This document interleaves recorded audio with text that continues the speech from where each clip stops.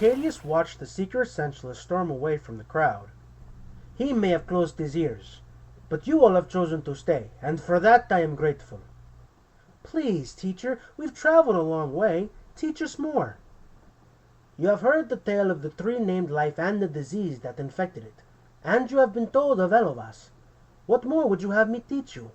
Asked Acadias. You told the Seeker that his order could have spoken with the Greater Ones in Eldurin's temple, and you said that we are to seek out the wisdom of the Greater Ones too. But the Lords of Renown have mandated that we speak only with the Seekers, so that they may speak with the Greater Ones on our behalf.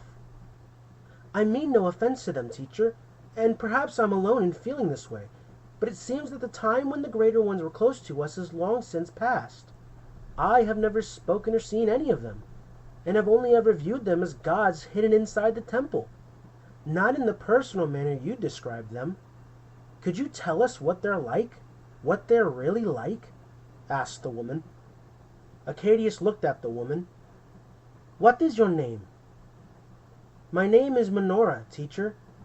Minthera, it saddens me to know that you have grown so distant from the children of Elovas, and I know you are not the only one here who feels as you do. And I can tell you that the children feel the same. Acadias stepped back a few feet and looked at the crowd. It is for this very reason I have come, that the truth might unchain those held captive by the disease. So I will tell you the truth about the children of Elovas. You have become accustomed to calling them the Greater Ones, and it is true that the children are of a greater role than the mortals, mythics or angelics. But as Minthera has just graciously shared, they now seem as simple gods hidden in the temple. You know only of their divine nature, but you do not yet know them as the hands that tended the garden, the little ones that played games in the fields, or the brothers and sisters that made jokes and laughed with each other. You do not know them yet as I know them, as precious children. Acadias walked along the front of the crowd towards his left.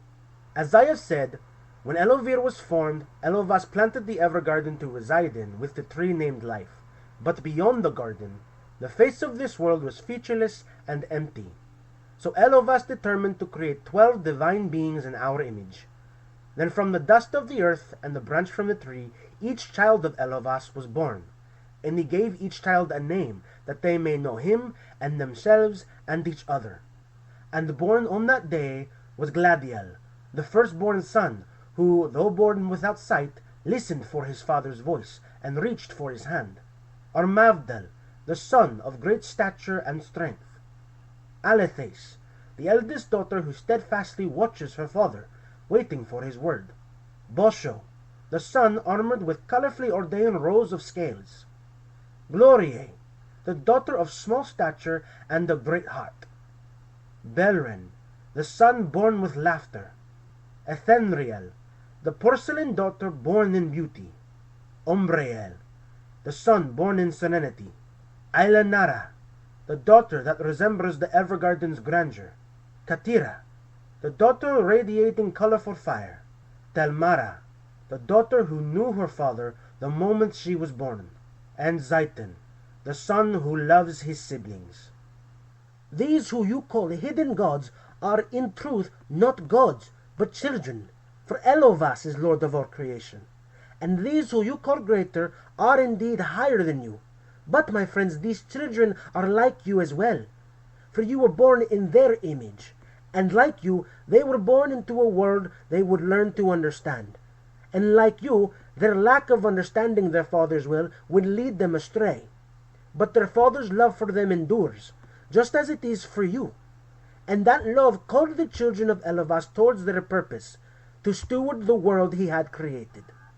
When Acadias reached the edge of the crowd, he turned and walked in the opposite direction, saying, Within the Evergarden, the Father taught his children to wield and weave Nouvel, meaning natural energy, into 7 tangible elements: water, fire, earth, wind, lightning, light, and dark. He then instructed them to sculpt and shape the world with purpose and intention using natural energy. Katira and Umbriel ordered the sun and moon to hang in the skies for a period of time. When the sun shined Katira's radiance, this would become day. And when the moon cloaked the sun's brilliance with Umbriel's calm shadow, this would become night. Telmara created expansive waters, as Gloriae and Belren made a sky and clouds to overlook the green seas. From beneath the waters, dry land was lifted across the face of Elovir by Gladiel, Armavdol, Alathes, Bosho, and Ethenriel. From Gladiel, the grasslands and the tropics. From Armavdol, the stone plains and the mountains. From Alathes, the deserts and the tundras. From Bosho, the canyons and the marshlands. From Ethenriel, the snow plains and the habitable trenches beneath the earth. Then all manner of trees and plant life sprouted forth from the ground, and even in the depths of the ocean at the direction of Ailenara and Zaitin. When trees were numerous enough to create living canopies, they called this a forest. Elovas then directed his children to create living creatures across Elovir, creatures which swarm the waters, fill the skies, and roam the lands. And so the children weaved natural energy to create animals tied to the waters, sky, and land, and returned to the Evergarden when they had finished. Elovas then brought his children to a plain beneath the trenches to create a land whose deep shadows allow even the smallest light to shine like the sun, and it was called the Abyssal Plain. After this, again Elovas brought his children to a plain at the core of Elovir, beneath the Abyssal Plain, to create a land of ever-renewing passion, and it was called the Plain of Renewal. And when they had finished, the children returned to the Evergarden. Reaching the edge of the crowd once more, Acadius returned to the center of the crowd, saying, "It was then that Elovas raised several crystal spires in the Evergarden and miraculously created a new form of energy, Mivel, meaning magical energy, and poured it into the spires. He then sent the spirit of creation across Elovir to raise up diamond-shaped nodes and pour magical energy into them. Elovas then spoke to his children, saying, 'See, my beloved, that I have breathed magic over creation. Without me, you cannot weave it as you can with nature. Each of you shall go to an arcane node placed across Elovir, and with the Spirit's guidance you shall weave Mivel into new magical animal creations of the sea, air, and land. They shall be of both great stature and small, and they shall saturate the world with magical energy, and you shall call them Mevemon, meaning magical beasts.' And so the children of Elovas did as their father had commanded, creating creatures of the sea, land, and air born of magical energy, creatures of great stature and small, and they worshipped the glory of Elovas, and he found joy in all they had created. And when they had finished, the children then returned to the Evergarden. Elovas then combined Nuvel and Mivel in his hands and weaved a portion of his own divine essence to create a river of Sajuvel, meaning primordial energy. This river would run through each plane, providing endless energy for the lands that the children had created. Elovas then said to his children, 'I have shown you to create as I have created, but you have not yet found the depths of your love for creation. Each of you was made in my image, and before you were born, I knew each of you by name. My children know my voice, and I know theirs. I know the very sound of your breath, how many you have taken and how many you will take. Likewise, you will raise up children in your own image. Each will know you by name. They will know your voice, and you shall know theirs. You will know the very sound of their breath, how many they have taken, and how many they will take. The first shall be created in the likeness of your divine radiance. They shall bear a number of wings according to their radiant grandeur, and you shall call them Haril, meaning angelics.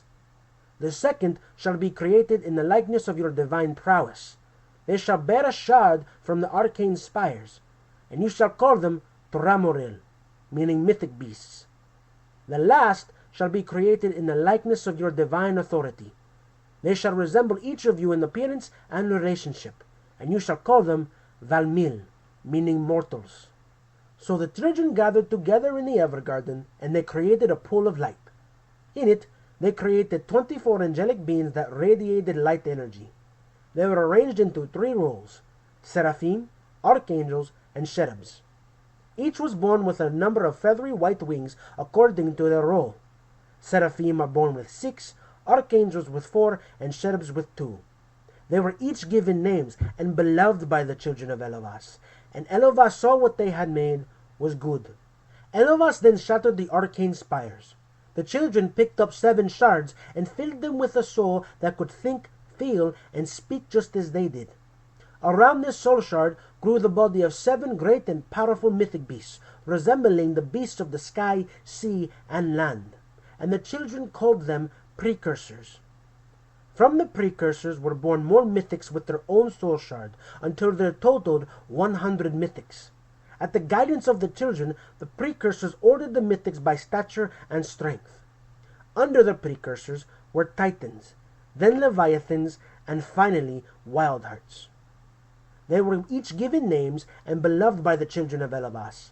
And Elovas saw what they had made was good. Then the children gathered together and pondered how they would create the Valmil to resemble their divine authority over creation. Telmara had reminded her siblings of their father's instruction, that the new creations were to be made in the children's image. So the mortals shall be made in the likeness of the children's appearance, thought, speech, relationships, and ability. And so each child took fruit from the tree named life, and dust from the earth to create 12 mortal races, 1 man and 1 woman, each made in their likeness. From Gladiel, the humans.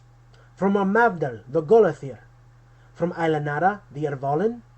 From Ethenriel, the Dwiver. From Telmara, the Azurai. From Umbriel, the Druvolin. From Gloriae, the Nomoril. From Katira, the Tilanil. From Alethes, the Orknil. From Bosho, the Draconites. From Belren, the Sepernites. And from Zaitin, the Goblinori. They were each given names and greatly beloved by the children of Elovas. And Elovas, greatly pleased with his children, saw what they had made was very good, and gifted the mortals the ability to weave magical energy with their own hands. And for a time, the children, angelics, mythics, and mortals tended to the Evergarden together in perfect unity with Elovas.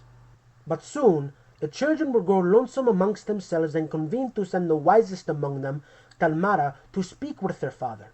And in the Evergarden she asked, "Father, your children have grown lonesome amongst ourselves, for even among all creation there are none which are as we are. May it be that you, who has found joy in what you have allowed us to create, would desire to create 6 others like us, so that our joys might be fulfilled in the company of our own." And the father replied, "Truly I have found joy in all that my children have created at my command. And may it never be that my children find themselves alone. For lo, I have known you since before the stars have met their domain in the heavens, and I shall be with you even to the end of the age. Daughter, bring your brothers and sisters to the tree named life. From the dust of the earth will 6 children be breathed into creation, and you shall love them, for they shall be of your own kind, and resemble these things which you have made at my command. They shall hear and know my voice as you do, and you shall experience the fullness of joy with them in this world." Talmara did as her father said, and brought her siblings to the tree. Gloria asked Elovas, "Is it true, father, that you are making 6 others like us?"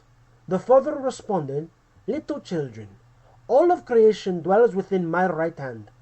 At my word and allowance the moon and stars were formed, and the heavens took their place in the cosmos. From the dust life was breathed into each of you. So shall it be also with each new brother and sister today." 6 times the father reached to the ground, gathering earth in his hand, and breathed life over it, creating a new child. These new children were Agotesh, a son that resembled mighty beasts of the sea; Virikel, a daughter that resembles beautiful creatures of the forest; Nayen, a son with great horns that resembles a ram's; Rivinkol, a son that resembles a great serpent; 1 son who resembles a great beast of the air, who was once called Judiel, but is now called the Unholy, for his name had been changed for corrupting the hearts of mortals after leaving the Evergarden; and 1 son that resembles an extraordinary beast of the land, who is now called the First, for his true name had been removed from speech. The children of Elovas were overjoyed at the sight of their new siblings. Elovas had taught the 6 siblings all of the things the children of Elovas had learned. giving them the same authority and responsibility over creation as the first 12 children, even creating mortal races of their own, so there was no division among the family of Elovas. Yet, as you know from the story of the tree and the disease, peace and unity did not last when the first played host for the disease to infect the tree named life and, through disobedience to Elovas' command, all of creation. And since being removed from the Evergarden, the children have earnestly sought to guide mortals, mythics, and angelics, their children, to live in an upward manner. At times they succeed, and at others they do not. Yet know this, that with their whole heart do they love you. A man from the crowd responded to Acadias. It's so well and good that you say they love us, but even you admitted that the greater ones have fallen. And even now, you rebuke their choice to solely reside in Elduran's temple. If the divine children are infected just like us, then what hope really is there for us? Acadias responded, Do not be troubled by the children's fallibility. For though you and the children are infected and unable to free yourself from the disease, the children you are meant to follow serve and trust one who is truly righteous, just, and pure. Have I not told you that this is the reason I am here? To bring liberty to those chained by the disease.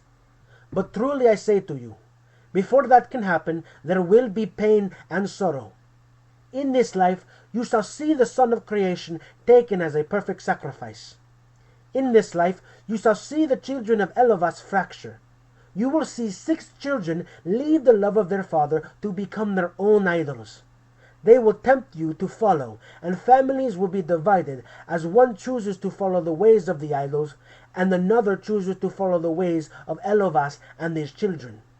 In this life, you will see the idols and their followers wage war against creation, against their siblings, and against their Creator. They will be put away for a time, but one by one they shall return to bring darkness and destruction to Elovir, and you shall call these periods of war cataclysms. You ask what hope there is for you. You will find hope in Elovas, in the Son of Creation, in the Spirit of Creation. You will see the Son taken as a sacrifice, but you will see him overcome death and decay, ending the reign of the disease. You will see the divine family fracture, and 6 become idols, but there will be children of Elovas who shall also remain faithful to him. You will be tempted by the idols, but I will hold out my hand that you may escape. The children of the disease shall war with you, but the children of Elovas shall raise up champions among you to stand against their darkness, and Elovas shall raise up his own champion after me to bring unity among mortals, mythics, and angelics. Let he who seeks hope find its full measure in me. Let she who seeks freedom find the full measure of liberty in me. Any who would seek the face of my Father shall only find it through me. For I am the sword of the righteous, the shield for the weak, the home for the homeless, and the wellspring of life and salvation for the dead in spirit. What I ask of you now, any of you who choose to seek the face of my Father, is this: follow me.